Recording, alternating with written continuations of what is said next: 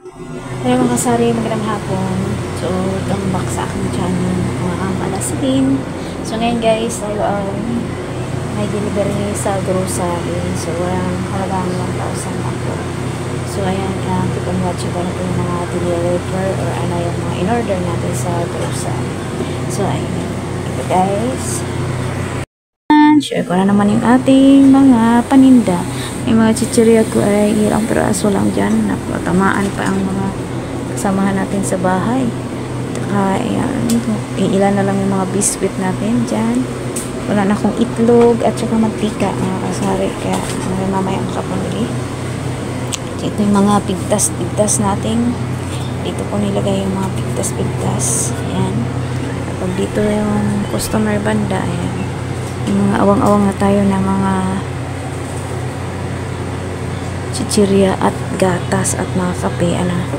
So, ayan. So, ito na yung aking delivery sa grocery. So, ayan po yung ating delivery. In-order ngayong araw ng September 12, 2024. Ayan po guys. Blurred pa. So, check natin kung tama po ba ang ating mga diniliver nila guys.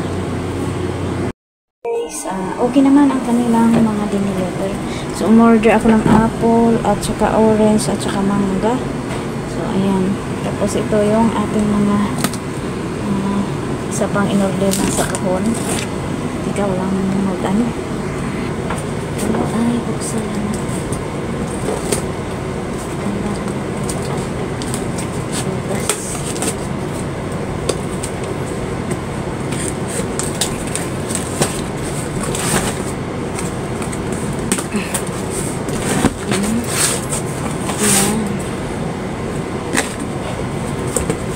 Sabado ay isa din po sa kailangan available sa tindahan.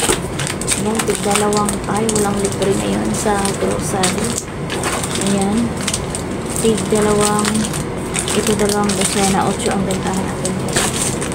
Tapos dalawang din ganito mabenta sa akin kasi dalawang dosena at saka ito kasi ilang piraso na lang, bumili tayo ng 6-6 lang. Gusto nila yung tatluhan dito na masabi na downy 20 ang benta ko sa ibang pula, pero yung pink at saka blue is 18. Ay wow, meron tayong libreng isa by 6 and with 1 free. Ay, ba't ganun? Ito hindi by 6. Ganun. Isa buy 6 and get 1 free. Ha? 2, 4, 6. Ito okay. Meron isang libre lang. Tapos ano. Okay. Ayan. Kasi mabenta din sa akin to. Tsaka yung blue. So ito naman bubuksan natin. Ayan. Dutch meal na dalawang klase kasi isa na lang natira at saka ito nakaraan na naghanap sa akin na ito, wala na. Ayan lang guys. Saka bubuksan natin yung zest okay, ating mga order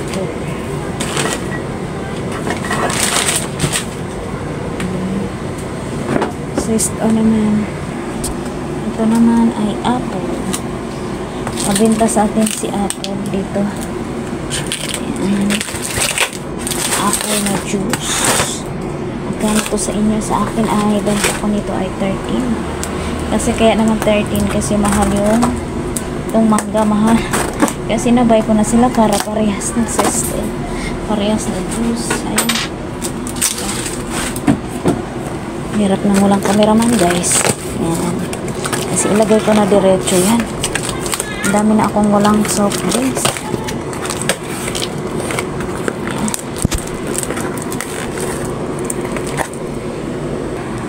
So So, yan yung order natin galing sa grocery. Halagang 1,000 po yan lahat mga kasari. Yan, at ako maglagay na naman ng presyo isa-isa. Yung sis, hindi ko nalalagyan kasi naman yung Del Monte juice lalagyan ko yan. Tsaka yung mga downy. Guys, yun na po ating mga order ko galing sa grocery.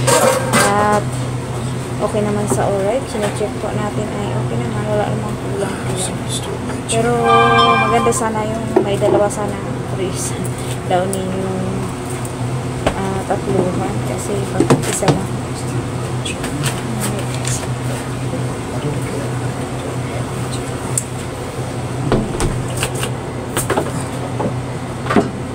So, ayan guys. Ako ay naputong guys kasi may mga magkasama dito mga ano.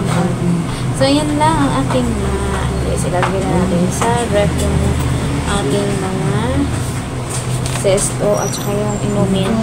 Kasi yung ref ko, hindi ako nag-order ngayon yan. Bus na yung Sting ko, Cobra, Mountain Dew. Kasi may delivery ako. Tapos kahapon, bumili tayo ng bigas. Medyo mabigat-bigat din kasi. Tapos ngayon, magbibili na naman ako ng itlog at saka mantika. At saka tumaas ko yung itlog at saka mantika. So, ayan. Ang kasalo ko, ngayon, ilang peraso lang yung kasalang bumili. Pero dito, yun, marami nang awang-awang dyan sa likod.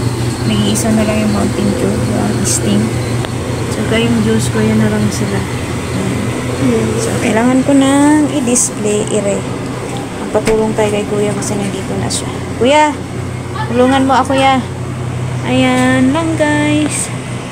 Ating ganap for today, September 12, 2024. So maraming salamat po sa inyong lahat. Sa panonood sa aking mga video guys, mga reels natin. Thank you so much po. So walang sawang sumusuporta sa aking mga upload. Thank you po sa inyo at naway siksik-liglig yung marasang pagpapala sa ating lahat o biyaya sa ating lahat. Siksik-liglig ng mga paninda, siksik-liglig ng marasang benta, siksik-liglig ng rumaragasang mga stock. Thank you and God bless po everyone. Oh, silip-silip si Eto Dong. Kagigig na siguro niya kung tapos na ba.